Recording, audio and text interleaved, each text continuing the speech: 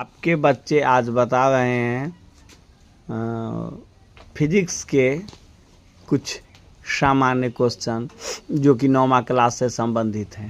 आधारी मात्रक किसे कहते हैं? वह मात्रक जो किसी अन्य मात्रक पर निर्भर नहीं हो उसे आधारी मात्रक कहते हैं। दाब किसे कहते हैं? प्रति इकाई क्षेत्र पर लगने वाले बल को दाब कहते हैं। प्रकाश वर्ष किसे कहते हैं? प्रकाश द्वारा एक वर्ष में तय की गई दूरी को प्रकाश वर्ष कहते हैं। दाब बराबर बल बटा क्षेत्रफल। एक प्रकाश वर्ष बराबर 9.46 गुना 10 के पावर 12 किलोमीटर। आपको अंग्रेजी में क्या बोलते हैं? फोर्स। 1 फुट बराबर 12 इंच। प्रकाश वर्ष से क्या उपयोग है? दो ग्रहों के बीच की दूरी नापी जाती है। ऊर्जा का एसआई मात्रक जूल है। दाब बराबर बल बटा क्षेत्रफल और घनत्व बराबर द्रव्यमान बटा आयतन। ऊष्मा का एसआई मात्रक भी जूल है।